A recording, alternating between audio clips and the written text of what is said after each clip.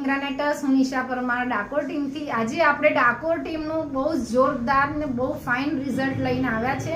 તો આજે આપણે આવ્યા છે પ્રકાશભાઈ મકવાણાને ત્યાં. એમને શું પ્રોબ્લેમ હતો અને કેવું રિઝલ્ટ મળ્યું એવું આપણે એમના મુખેથી સાંભળીએ. તો પ્રકાશભાઈ, તમે તમારી પોઝિશન બતાવો. હેલો, મારું નામ પ્રકાશ મકવાણા છે અને આજથી 6 મહિના પહેલાં મને ખબર પડી કે મારી કિડનીની અંદર પ્રોબ્લેમ છે. તો મેં મારું ક્રિએટિન કરાવ્યું, રિપોર્ટ કરાવ્યો તો લગભગ એ ટાઈમે 5 પોઈન્ટ આવ્યું હતું મારું.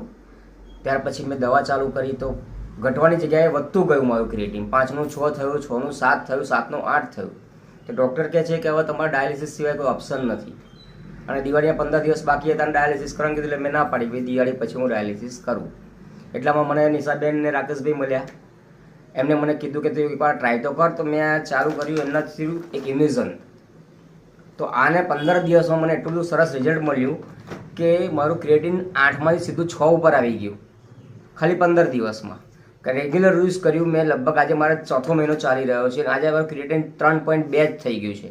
એટલે મારા ડાયાલિસિસમાંથી પણ બહાર નીકળી ગયો અને જો પહેલાં આખો બેડ રેસ્ટ હતો તો હવે હું બિંદાસ હરી ફરી શકું છું, બધું જ કરી શકું છું, મારું નિત્ય કામ બધું કરી શકું છું. તમે શું કહેવા માંગો છો? એટલે હું તો એવું કહેવા માંગીશ કે આ વસ્તુ ખરેખર દરેક જણે લેવી જોઈએ.